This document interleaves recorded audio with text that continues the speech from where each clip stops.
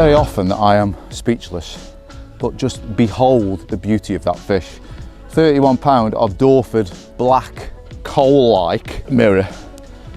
And I caught him in a bizarre spot, 2 foot gravel, just off the island, on a little pink peril wafter, but more importantly, over copious amounts of the CO2 carbon mix. And I particularly like that because there's lots of maples and tares in the mix.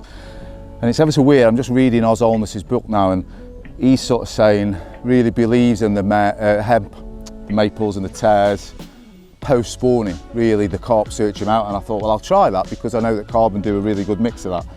And here is proof of the pudding, but what a carp.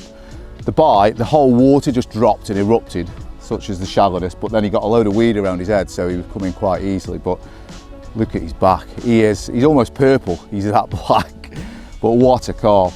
And again, proof in the pudding that once you get a good quality particle mix, they can't get enough of the stuff.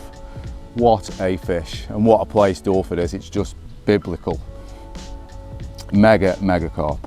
So what we'll do, we'll get him back to this beautiful, secluded little venue, and we'll talk you through them couple of mixes that are particular favourites of mine. Well, we're sitting down now after all the commotion of that amazing 31 pound Dawford mirror.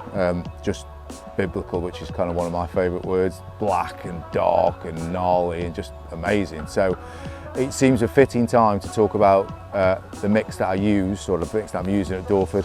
And there's a couple of variations of it because I've got 2 favourites, if you like, and it's the CO2, but there's also the CO2 nutty. Now I've got both here purely because nuts are banned at Dawford. So I'm using the CO2 with no nuts, but obviously there is the option of the CO2 nutty that has got the addition of nuts. So it's got things like hemp, tares, maples, it has got tiny bits of maize in there, and it's also got a bit of the red dye, which you can see the hint of red in that, which I quite like.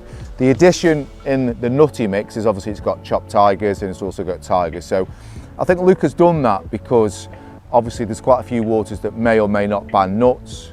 Obviously Dawford is one of those waters, so I've just gone for the simple CO2 mix. Now obviously here you've got the buckets. Now they don't come in buckets, the buckets are just purely for demonstration purposes and available to the retailers that get on board. All the particles come, whichever size you buy them, in the normal CarbonBaits bags. There is another option, and again it's something that I've seen Bill Cotton using to good use in Europe, is that Luke, if you ask him, he will salt the bait and preserve it and also vacuum pack it.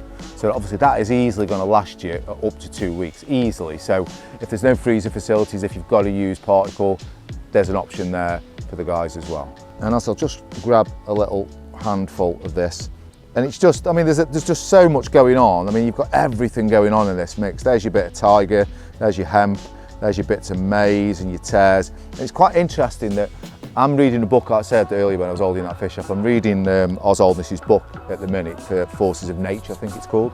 And I've just got into this section where I think he's on Burfield and he's using post-spawning, so the fish have spawned and they're trying to rebuild all that energy. And he's really pre-baiting a lot with particles, but he's also mentioning quite often that I've noticed in these chapters about maples and tares being a very natural derivative of some sort of food that the fish want post-spawning. So I've kind of thought about that, and I've sort of put that into my thought process of using particles, because I'll be honest, I haven't used a lot of particles over the years. Years ago I did on places like Horseshoe and Linear and Lynch Hill, but probably for 10 years I've been predominantly boilies. But I do think I'm missing out on a trick or two about getting those fish feeding on the spots, and certainly here at Dawford where it's quite weedy, and I'm only fishing shallow water but in amongst dense weeds. So I think what you get with boilies are, yes, I mean I love boilie fishing, there's nothing more nutritional than a good bed of boilies, but I also accept the fact that a really nice, well prepared bed of particles will stop fish in the tracks, and it will keep them coming back and keep them in your swim for a very long time. And when you look at these CO2 mixes, you've got so many different shapes and sizes of seed and nut that obviously fish have to regulate the suck of how they feed. Well, obviously with particles, that is going to change all the time because they're just sucking in different weighted items, and then they suck your rig and then obviously it's all over. So I like that option. I like the fact that these seeds and everything about them is going to sink into the sediment. It's going to really keep the fish ripping that bottom up to get every single last seed, and I really do like that about the competitive feeding, and that's what you're trying to get. You're trying to get, when you're fishing with particles, I think, You're trying to get that competitiveness, the sort of thing that you'll see on the surface when you've got fish taking mixers. It's always hard to get a bite when there's one fish just picking. You get half a dozen pack-man in, and obviously it's game on. And that's exactly the same situation when you're fishing over particles down on the bottom. You want that competitive feeding. That's what you're trying to emulate. And obviously with these mixes, they've got so much going on in them. There's something within these mixes, or any of the mixes on the Carbon website, that is going to stop a fish and it's going to get them interested. But like I say, there's so many different mixes. There's even, Luke's talking about a bespoke service where, you know, you might want extra maize in the CO2, or you might want extra tigers in the CO2 nutty. He can do that for you. Drop him a message. Anything is possible at Carbon. So check out all of these exclusive sort of mixes, if you like. Everything is available to view on the Carbon website. It's super easy to navigate around. Luke is super helpful. The bait is fresh. The bait is really high quality. And again, that is one of the main reasons I've got involved with Luke at Carbon. So check out the Carbon website. Everything is there in detail. Very easy to navigate around the site. Super easy to order, super fast service. And there's something on there for every single angler out there.